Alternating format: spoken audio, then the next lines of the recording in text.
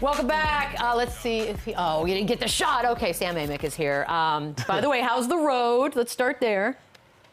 Road is fine. You know, Chandler shamed me into making the bet. We had $1 on whether or not you were going to do it. We had bets going if you're going to make it or not. We all won. We all won. That's we had a prop bet on that too. Huh? Yeah, we did. We're degenerates over here. All right, I'm glad you're with us today. Obviously, we're going to get to the game, but in typical Lakers fashion, somehow, some way, they made themselves the story. I do want to know from you, $10 billion. Good Lord. Buss family is now relinquishing the ownership, which is crazy to say out loud still. But what does it mean, big picture? Like, what was your reaction to this one?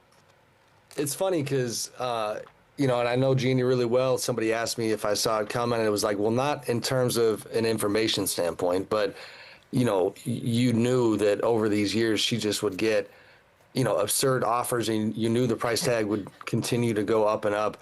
And the idea that she can still have a hand in it, like it appears that she will, is the type of thing that didn't surprise me. But at some point, there's just a breaking point. These numbers are insane. I do look forward to talking to her about it because I feel like, you know, the idea that that she caught up to the Celtics from a championship standpoint, you know, that type of stuff matters to her and can go out on her terms, if you will, and even really not go out all the way. But, I mean, the number is insane. And so, you know, at her age and her stage, I'm not shocked. Sam, let me ask you this. The Lakers just sell for $10 billion. Golden State Warriors are worth what? I mean, they're right neck and neck. So, I mean, 10, 11, you know what I mean? Like, I don't know that the Warriors would be – the Lakers still have that brand, and the Warriors have put themselves up into the Laker territory. I don't know if maybe I'm off on that, but, I mean, I think, you know, 10, 11, maybe getting near 12. But crazy. Good Lord. Especially now, I mean, the thing, Chandler, is that – and not that this type of stuff, when you have a purchase like this, you're not necessarily getting granular, I don't think, in terms of what does the roster look like. But I do think having somebody like Luka having a future that looks the way that it does, you know, puts a little extra cash on it, because this is not a case of, like, the Warriors are still trying to extend this era, but we don't know what it looks like in a year. That's not really the case for the Lakers as long as he signs that deal this summer. It's interesting. I wonder before the trade what they were worth versus now with Luka, the budding young star. It's kind of that crazy. Got him up to 10. Luka's last several months professionally has been just a bit of a whirlwind. And he did put a tweet out, I think, this morning, looking forward to meeting everyone, blah, blah, blah. So, yeah, they're in a good spot. Enough about the Lakers, though. Oh, I can't believe they got us to do this. But sure. We do have a game tonight, and we're going to get to all those things. But the top topic is, of course, Tyrese Haliburton. Health-wise, what have you heard? So after Game 5, he walks out of the press conference room. I talked to him briefly. I wrote in my story that he looked like he was an old man taking a stroll on a Sunday morning, like very gingerly leaving the building.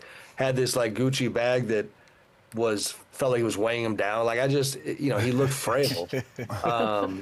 And in fact, somebody had a good line that said, you know, hopefully there's a little vibranium from Wakanda in that bag. It's the only way that that he was going to heal up.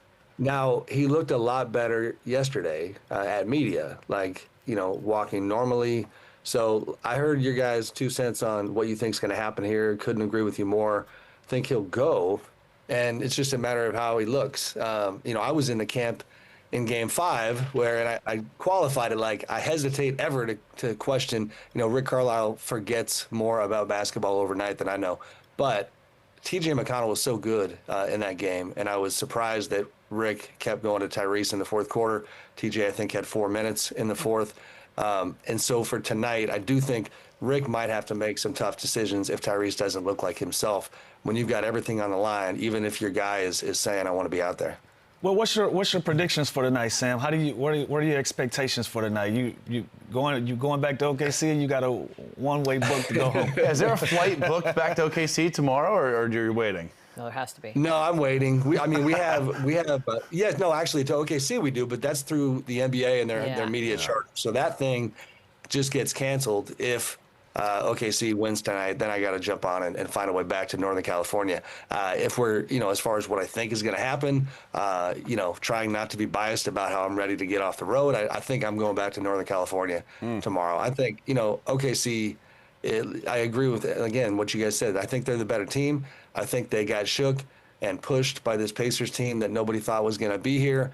But, you can't go into a game 6 with your number one guy being, having this type of uncertainty around him like the Pacers have with Tyrese, and with the Thunder's confidence, I think, building throughout the course of this series. They seem to have figured some things out. And I Indy, to me, even with this environment, is going to have a hard time keeping up tonight. Yeah, totally agree.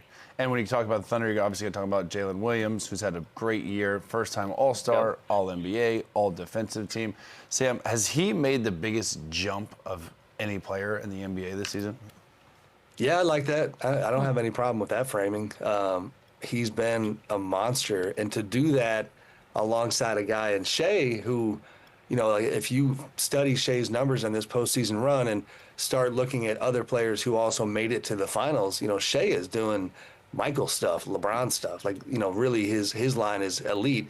And then for J-Dub to, be dominant alongside him like he has, and for it even to be a conversation and going into tonight of who's the finals MVP, I do think it's SHAI at this point, but if Jalen went crazy, then we would have to look at it. So the jump is impressive.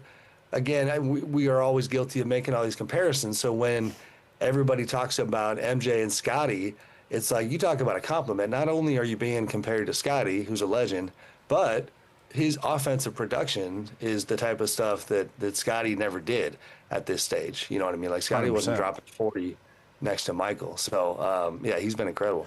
We like lists, and we like doing this on Run It Back. lists. And so has Jalen Williams officially leaped into that conversation of the best number 2 in the league as well? Like we That's a talked about, list. are they a big 3? Who knows? Well, obviously SGA, there's a pecking order, and they all know. But Yeah. is he now that, one of the best number 2s in the league? It's got to be, right? Yeah, no doubt, no doubt. Do we have a power rankings? Who else? I mean, is who else Cat we- a 2?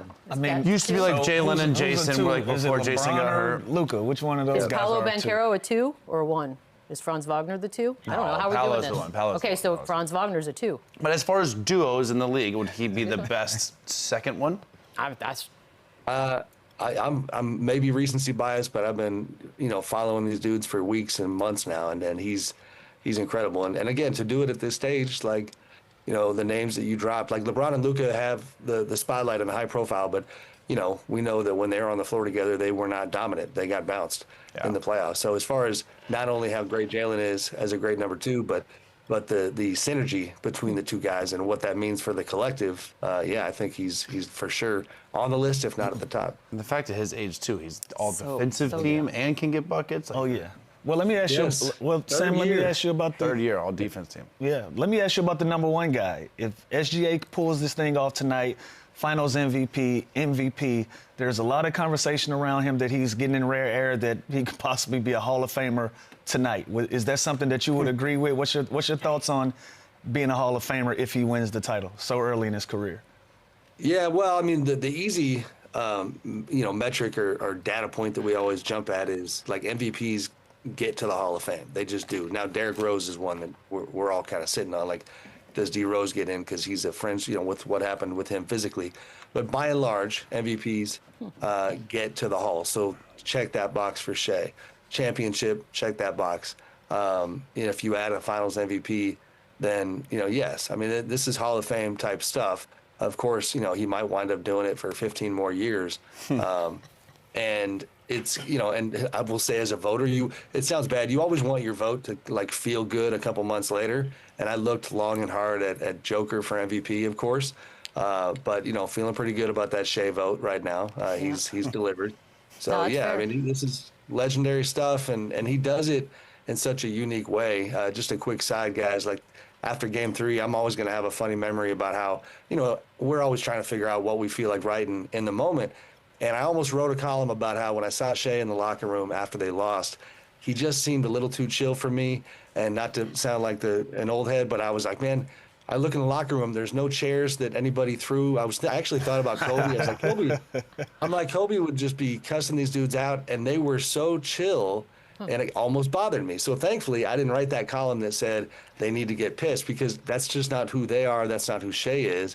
They turn around, they pull off game 4 when he's fantastic in the last 5 minutes. And then obviously, here we are heading into the title game. I'll tell you this, he's so young and this team is so good. Even if they don't win this championship, he's a Hall of Famer. Like he's going to get there. Well, Yeah, because for he sure. has so much more. Yeah, what are we And this talking team about? is not going anywhere. They're not going anywhere.